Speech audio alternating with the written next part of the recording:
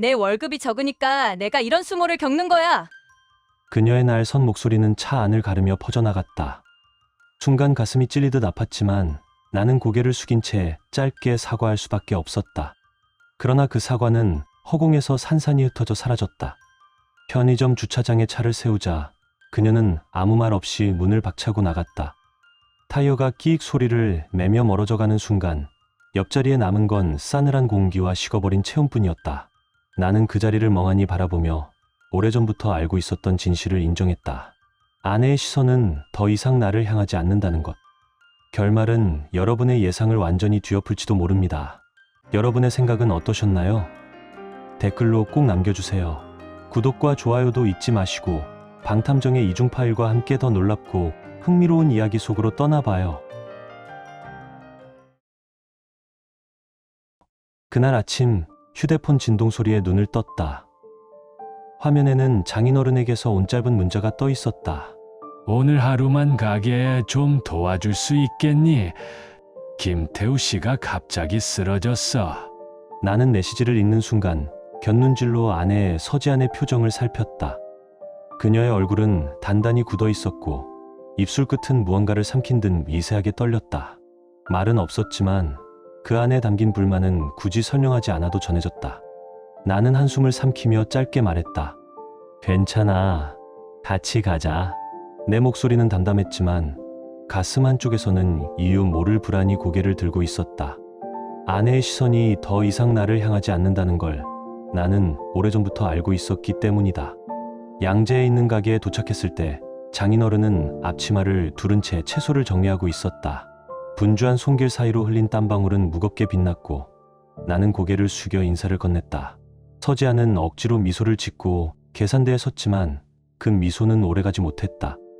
잠시 웃다가도 곧 입술이 굳어버렸고 손끝이 가렵게 떨리며 휴대폰으로 향하는 동작이 점점 잦아졌다. 나는 그 장면을 조용히 마음속에 새겨두었다. 몇 년 전 막 결혼했을 무렵 이곳에서 함께 일을 도우던 날들이 떠올랐다. 그때 그녀는 장난스럽게 흙 묻은 손가락으로 내 볼에 점을 찍으며 웃곤 했다. 진정해. 다들 보고 있어. 그러나 내 말은 오히려 불씨에 기름을 부은 꼴이 되었다. 내 탓이야. 내 월급이 적으니까 내가 이런 수모를 겪는 거야. 그녀의 목소리는 날카로운 쇳소리로 변해 있었다. 나는 가슴이 찔리는 듯 아려왔고 옆 차선에서 힐끔 바라보던 낯선 운전자의 시선이 내 어깨를 더 무겁게 짓눌렀다. 나는 끝내 고개를 끄덕이며 짧게 사과했지만 그 말은 허공에서 산산이 부서져 흩어졌다. 편의점 주차장에 차를 세우자 그녀는 아무 말 없이 문을 박차고 뛰쳐나갔다. 타이어가 끼익 소리를 내며 멀어져 갈 때 나는 운전석에 그대로 앉아 있었다. 옆자리는 비어 있었지만 시트에는 아직 그녀의 체온이 남아 있었다. 그 온기는 이상하게도 따뜻하지 않고 차갑게만 느껴졌다. 나는 잠시 그 자리를 바라보다가 숨을 길게 내쉬었다. 차창 너머로 스친 장면 하나. 휴대폰을 꺼내 누군가에게 급히 메시지를 보내던 그녀의 손끝. 그때는 알 수 없었지만 이미 답은 정해져 있었는지도 모른다. 내 손에는 차 키가 쥐어져 있었지만 힘이 빠진 듯 다시 놓아버렸다. 그날 밤 그녀가 어디에 있었는지 나는 몰랐다. 다만 아주 오래된 나무가 계절의 폭풍을 묵묵히 견디듯 그날의 나는 한자리에 서 있을 수밖에 없었다는 것만은 분명히 기억한다. 주차장에 홀로 남겨졌을 때 이상하게도 분노가 치밀지 않았다. 그건 갑작스러운 일이 아니었기 때문이다. 이미 오래전부터 나는 아내의 시선이 더 이상 나를 향하지 않는다는 걸 알고 있었다. 밤마다 휴대폰을 움켜쥔 채 혼자 웃던 얼굴. 낯선 향수가 스며있던 옷자락. 대화 중에도 슬쩍 화면을 확인하던 습관. 그 모든 조각들이 하나의 그림을 만들어내고 있었다. 나는 불현듯 오래된 기억 하나를 떠올렸다. 결혼 초 첫 월급을 받던 날, 허름한 식당에서 삼겹살을 굽던 내 옆에서 그녀는 환하게 웃으며 말했다. 이 순간이 제일 행복해. 우린 뭐든 해낼 수 있어. 그 말은 오랫동안 내 가슴에 새겨져 있었다. 그러나 지금 같은 입술은 내 월급을 조롱했고 같은 눈빛은 더 이상 나를 보지 않았다. 나는 감정에만 휘둘리지 않았다. 차갑게 마음을 다잡으며 조심스럽지만 확실하게 자료를 모았다. 회사 차량에 기록된 GPS, 카드 결제, 내역 속 호텔 영수증, 그리고 직접 확보한 사진들. 직접 눈으로 확인하지 않아도 그녀가 어디에 있는지는 명백했다. 책상 위에 흩어진 증거들을 바라보며 나는 한동안 눈을 감았다. 사진 속 여자는 내가 알던 아내와 닮아 있었지만 동시에 전혀 다른 사람이었다. 한때 내 곁에서 새벽까지 이야기를 나누고 힘들다며 내 어깨에 기대던 사람. 그 모든 기억은 종이 위 잉크와 차가운 픽셀 속에서 산산이 부서져 있었다. 그날 밤 나는 책상 위에 흩어진 자료들을 하나씩 정리해 봉투에 담았다. 장인어른과 장모님께 보낼 준비였다. 마지막 밀봉 순간 손끝이 얼음처럼 굳어갔다. 그건 단순한 증거가 아니라 우리가 함께 쌓아온 세월을 단칼에 잘라내는 칼날 같았다. 택시 창밖으로 번지는 네온사인을 보며 나는 스스로에게 되뇌었다. 조금도 떨림 없는 목소리로 차갑게. 이제 나는 남편이 아니라 원고다. 사랑의 이름으로 참아온 세월은 끝났다. 이제부터는 법의 이름으로 진실이 그녀를 무너뜨릴 차례다. 며칠 뒤 나는 직접 움직이지 않았다. 대신 변호사 오세진이 장인댁을 찾았다. 그의 손에는 내가 건넨 두꺼운 파일과 봉투가 들려 있었다. 아내는 부모님 앞에서 결국 자리에 앉을 수밖에 없었다. 종이가 책상 위에 한 장, 또 한 장 펼쳐졌다. 호텔 정문으로 들어서는 아내와 강도윤, 레지던스 예약 내역과 카드 결제 기록, 그리고 블랙박스에 찍힌 나를 두고 홀로 떠나는 장면까지. 순간 방 안의 공기는 완전히 얼어붙었다. 나는 그 자리에 없었지만 오세진의 전원만으로도 장면이 눈앞에 그려졌다. 장인어른의 굳게 담은 입술, 장모님의 떨리는 손끝, 결혼식 날 환하게 웃으며 나를 맞이하던 같은 얼굴들이 이제는 배신과 수치심으로 굳어져 있었다. 오세진은 차분히 자료를 넘기며 설명을 이어갔다. 의뢰인은 장기간 반복된 부정행위와 일상적인 모욕 발언으로 극심한 정신적 고통을 겪었습니다. 특히 최근의 편의점 사건은 더 이상 혼인 관계를 유지할 수 없음을 보여주는 결정적 계기였습니다. 이어 내 진술서가 읽혔다. 사소한 말다툼마다 쏟아지던 폭언, 내 월급을 비웃던 말투, 밤마다 이어진 외출. 나는 그 모든 걸 참아왔지만 결국 몸과 마음이 무너져 내렸다는 기록이었다. 종이가 넘어갈 때마다 방 안의 정적은 더 깊어졌다. 장인어른은 눈을 감은 채 고개를 떨구었고 장모님은 손수건을 움켜쥔 채 떨고 있었다. 나는 그 광경을 직접 보지 않았지만 마치 눈앞에서 재생되듯 또렷이 떠올릴 수 있었다. 그 표정은 단순히 나를 향한 연민이 아니었다. 자신들이 믿어온 딸의 추락을 받아들여야 하는 쓰라린 부모의 얼굴이었다. 마지막으로 위자료 액수가 제시되었다. 총액은 6천만 원입니다. 그 숫자가 울려 퍼지는 순간 아내의 얼굴이 어떻게 무너졌을지 나는 어렵지 않게 그려낼 수 있었다. 긴 세월 쌓여있던 울분이 차갑게 풀려나가며 내 안에서 무언가가 정리되는 듯했다. 며칠 뒤 오세진을 통해 또 다른 장면을 전해 들었다. 아내가 부모님 앞에서 눈물을 흘리며 무릎을 꿇었다는 것이었다. 외로웠어요, 불안했어요 라며 스스로를 변명했지만 장인어른의 목소리는 단호했다고 한다. 그게 불륜의 이유가 될 수 있다고 생각하느냐. 해결할 방법은 얼마든지 있었다. 장모님도 손수건을 움켜쥔 채 떨리는 목소리로 덧붙이셨다고 했다. 내가 결혼식장에서 한 서약을 벌써 잊은 거니 평생 사랑하겠다고 한 말은 다 거짓이었어? 그 말을 들은 순간 나는 오래전 결혼식 풍경을 떠올렸다. 하얀 드레스를 입고 내 손을 꼭 잡던 그녀. 그 앞에서 흐뭇하게 웃던 부모님의 얼굴. 이제는 그 모든 것이 허물어져 남은 건 차갑게 식은 믿음과 종이 위 서명 한 줄뿐이었다. 나는 현장에 없었지만 그 분위기를 또렷하게 상상할 수 있었다. 정적과 눈물, 그리고 차가운 책상 위에 놓인 이혼 서류. 아내는 결국 떨리는 손으로 펜을 들었고 흰 종이에 번져간 검은 잉크는 한순간에 세월을 삼켜버렸다. 그 서명 한 줄로 우리가 쌓아온 긴 세월은 무너져 내린 셈이었다. 위자료 액수는 최종적으로 6천만 원. 분할 지급은 허용되지 않았고 오직 일시불만 가능했다. 아내가 감당할 수 없는 액수라며 절망했을 때 장인어른이 무겁게 입을 열었다고 했다. 어쩔 수 없다. 우리가 대신 낸다. 그러나 이어진 장모님의 목소리는 칼날처럼 차가웠다. 오해하지 마. 이건 빚이다. 원금과 이자까지 갚아야 해. 기댈 곳이 있다고 착각하지 마라. 며칠 뒤 그 소식이 파도처럼 퍼져나갔다. 지역 신문과 온라인 커뮤니티, SNS에 실린 제목은 냉혹했다. 불륜 스캔들로 난동 부린 여성, 경찰 연행. 헤드라인 몇 줄만으로도 수치심은 온 집안을 덮쳤다. 장인어른이 운영하던 가게에는 항해 전화가 빗발쳤다. 그런 딸을 둔 집에선 장사 못하겠다는 말도 들렸다고 전해 들었다. 단골이 떨어져 나가 매출이 급감했고 장인어른의 얼굴은 점점 굳어갔다. 결국 그는 차갑게 선을 그었다고 한다. 오늘부로 내 인생은 내가 책임져라. 위자료는 반드시 갚아라.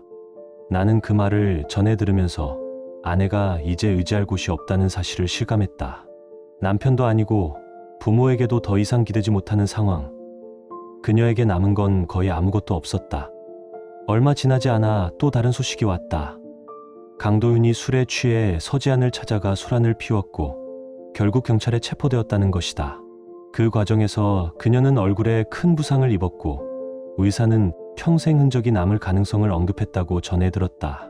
그 말은 내 귀에 그대로 내려앉았다.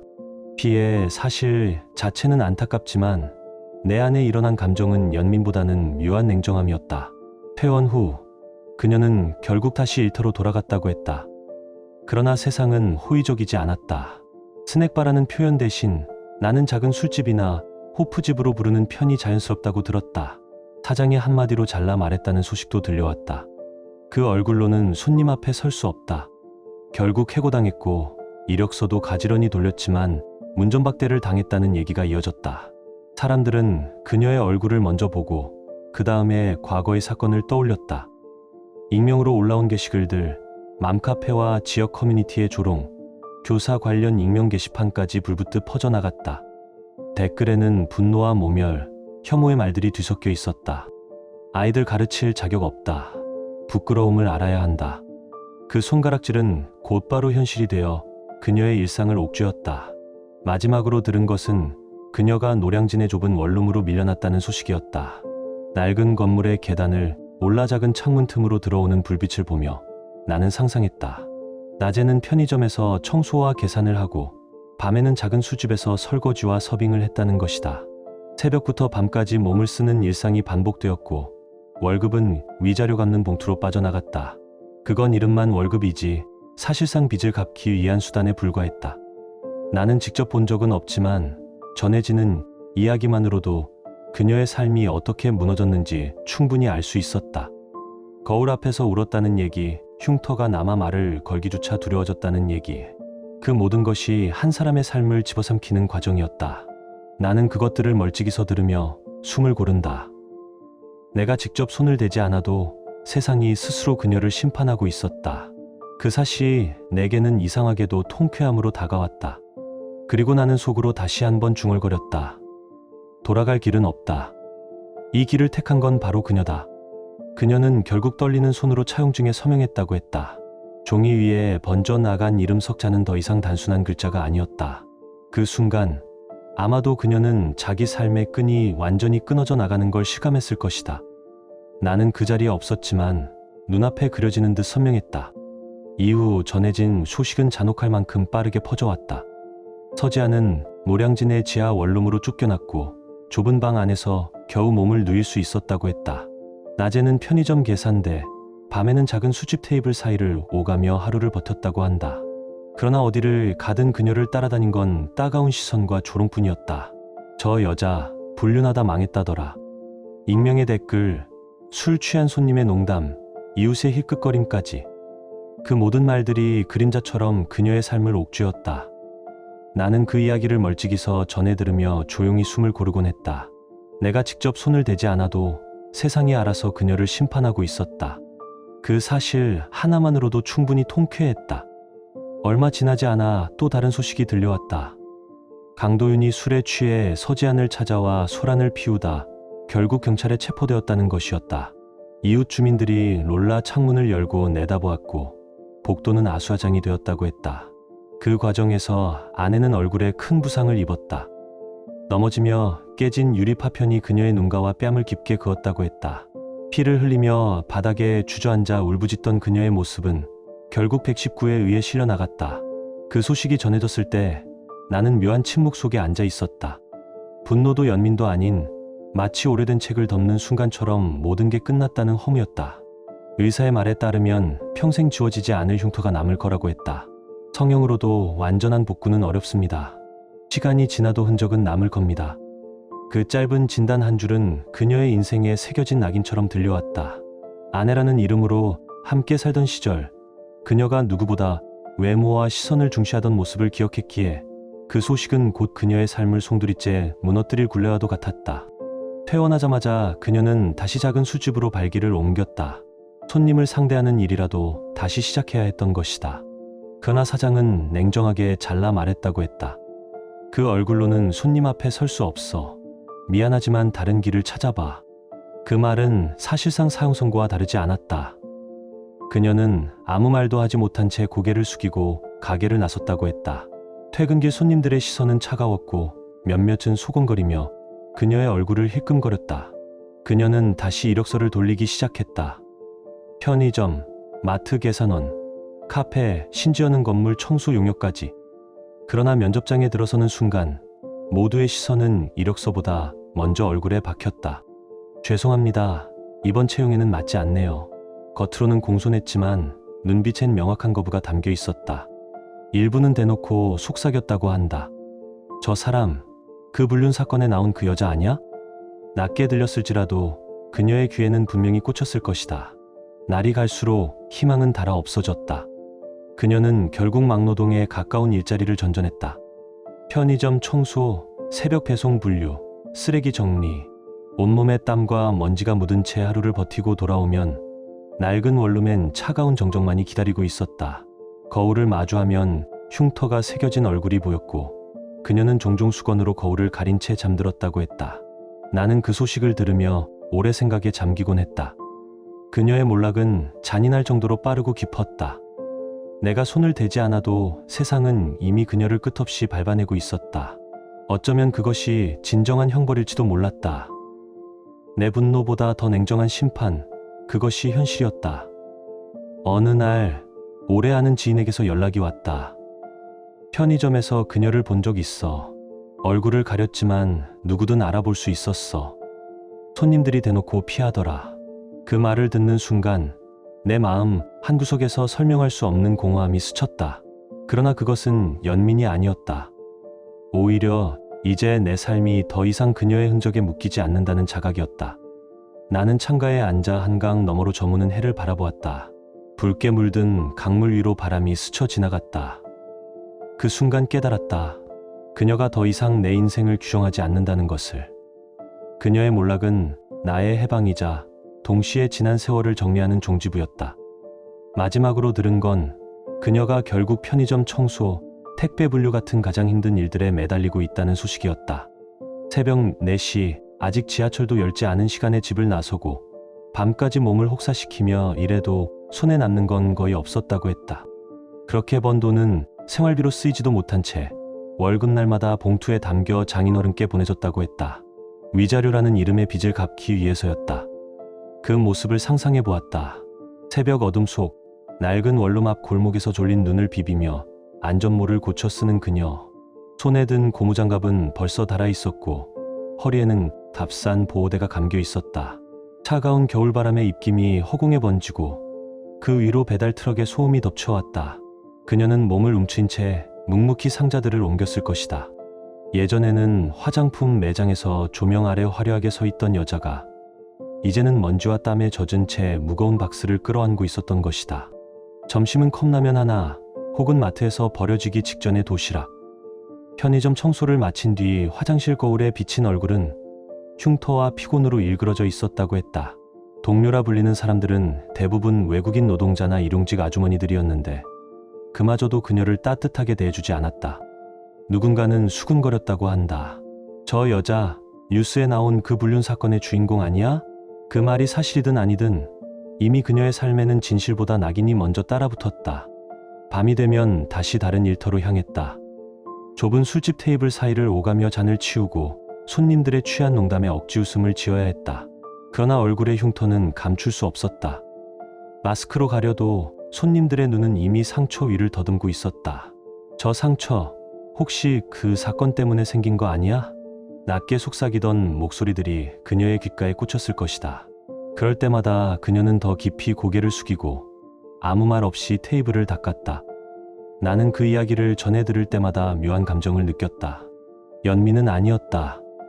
내가 직접 손대지 않아도 세상이 알아서 그녀를 무너뜨리고 있었기 때문이다. 시간과 현실은 냉정했다. 내가 끝내지 않아도 그녀 스스로 선택한 길이 스스로를 파괴하고 있었다.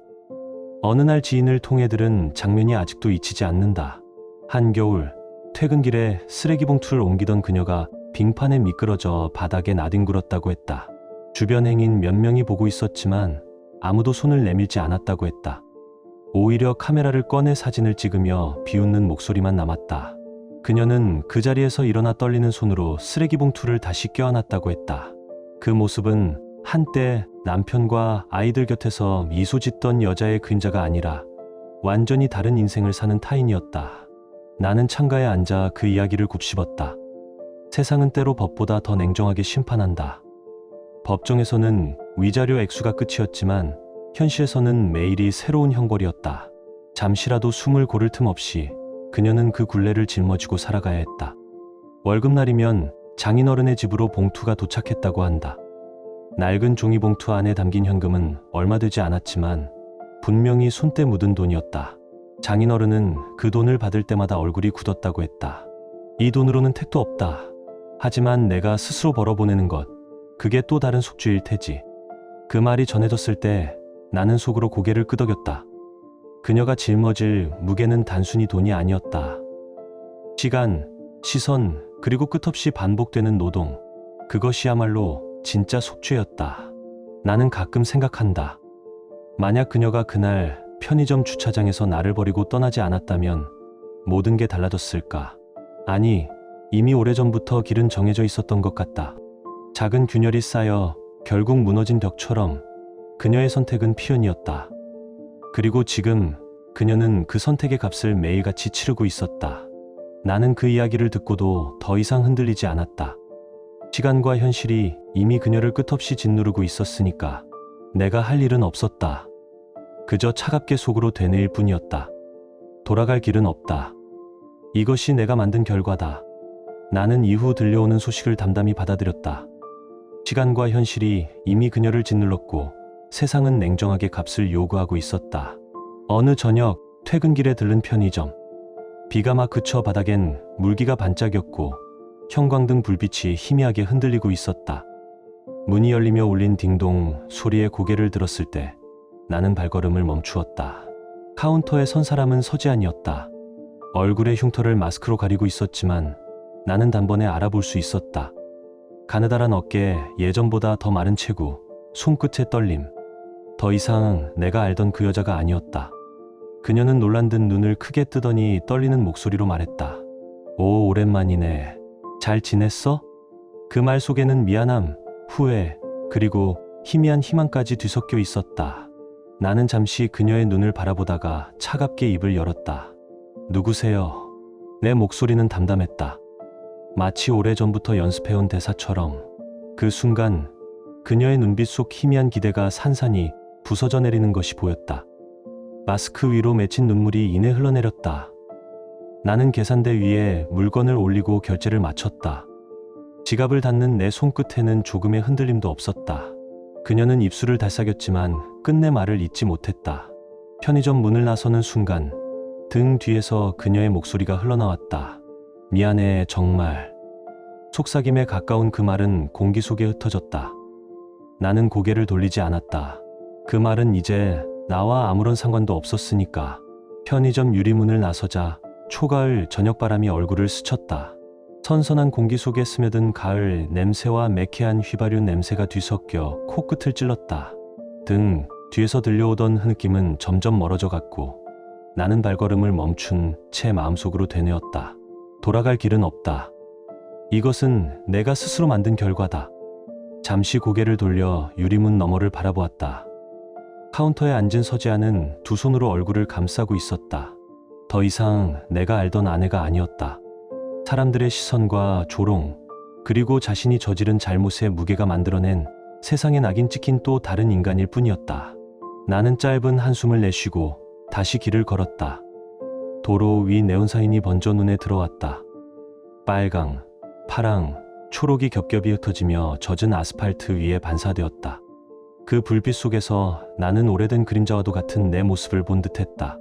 수많은 불빛들이 스쳐 지나가면서 문득 깨달음이 찾아왔다. 그동안 내 가슴을 짓눌렀던 분노와 상처도 이제 끝나가고 있다는 것을. 그녀의 눈물만큼이나 내 안에 어떤 감정도 이미 식어 있었다. 남은 건 다만 차갑지만 명확한 해방감, 그리고 긴 시간 버텨낸 끝에 결국 스스로를 지켜냈다는 고요한 확신뿐이었다. 집으로 향하는 길, 불현듯 소은의 얼굴이 떠올랐다. 수술실 앞에서 작은 손을 내 손에 꼭 쥐고 있던 그날, 아이는 떨리는 목소리로 "엄마 언제 와?" 라고 물었다. 그 순간 나는 차마 답할 수 없었다. 대신 고개만 끄덕이며 거짓말을 반복해야 했다. 그 기억은 아직도 내 가슴을 조여왔다. 소은은 이제 예민한 나이에 접어들었다. 어른 흉내를 내며 강해지려 하지만 밤이 되면 여전히 불안을 감추지 못한다. "아빠, 나는 우리 가족이 다시 같이 살 순 없어?" 그 질문 앞에서 나는 잠시 침묵한 뒤 조용히 아이의 머리를 쓰다듬을 수밖에 없었다. 아이는 모든 걸 알고 있었다. 말로 하지 않아도 진실은 이미 그녀의 눈빛 속에 스며 있었다. 이주는 아직 어려서 상황을 명확히 이해하지 못한다. 하지만 엄마의 빈자리를 본능적으로 느끼며 더 자주 나에게 매달린다. 그 작은 손길이 오히려 나를 지탱하게 했다. 나는 아이들 앞에서만큼은 절대 무너지지 않겠다고 다짐했다. 집에 도착해 불을 켜자 고요한 공간이 나를 맞았다. 한때는 그녀의 웃음과 아이들의 제잘거림이 채웠던 집. 지금은 차분하지만 어쩌면 그 차분함이 나를 살리고 있었다. 나는 서재 책상 위에 놓인 이혼 서류 사본을 바라보았다. 그 종이는 더 이상 단순한 법적 문서가 아니었다. 내 삶의 경계, 과거와 현재를 갈라놓는 칼날이자 새로운 출발선이었다. 며칠 전 오세라에게서 연락이 왔었다. 변호사로서 만났던 그녀는 내 싸움의 동반자였다. 서류와 법정에서 차갑게 나를 지켜주던 사람. 하지만 문득 그녀의 차분한 목소리 속에서 따뜻함을 느낀 건 사실이었다. "힘들겠지만 결국 잘 해내실 겁니다. 이미 그 길을 걸어가고 계시잖아요." 그 말은 단순한 위로가 아니었다. 마치 오래전부터 나를 지켜본 사람처럼 정확히 내가 가장 필요로 하던 말을 해주었다. 나는 그날 이후 가끔 그녀와 짧은 대화를 나눴다. 아직 조심스러웠지만 오랜만에 누군가에게 솔직한 마음을 꺼내놓을 수 있다는 게 낯설게 따뜻했다. 이것이 새로운 시작일지 그저 스쳐가는 인연일지 알 수는 없었다. 다만 중요한 건 더 이상 과거에 매이지 않는다는 사실이었다. 창밖으로 시선을 돌리니 한강의 불빛이 아득히 반짝였다. 밤바람이 창틈으로 스며들며 커튼을 흔들었다. 나는 아이들이 잠든 방 앞에 조용히 서서 숨소리를 들었다. 그 규칙적인 호흡 소리가 내게는 어떤 약속처럼 느껴졌다. 나는 속으로 다짐했다. 이제는 아이들과 나, 그리고 내가 지켜낼 삶만 남았다. 다시 무너질 일은 없을 것이다. 다음 날 아침 창문 밖으로 햇살이 스며들었다. 어제까지 내 마음을 짓누르던 그림자가 조금은 옅어져 있었다. 나는 커피를 내리며 문득 깨달았다. 복수와 분노로만 버텨온 시간이 끝났음을. 이제는 나 자신을 회복하는 시간이 필요하다는 것을. 소은의 웃음, 이준의 장난스러운 발걸음, 그 소리들이 집 안을 가득 채우는 순간 나는 비로소 알았다. 내가 지켜야 할 것은 이미 눈앞에 있다는 것을. 나는 더 이상 과거의 남편이 아니었다. 배신당한 피해자도 아니었다. 이제 나는 아이들의 아버지로, 그리고 새로운 길을 걷는 한 사람으로 서 있었다. 편의점 유리문 앞에서 느꼈던 해방감은 결국 여기로 이어지고 있었다. 나는 창문을 열어 아침 공기를 깊게 들이마셨다. 차갑지만 맑은 바람이 폐 속을 가득 채웠다. 그리고 미소 지었다.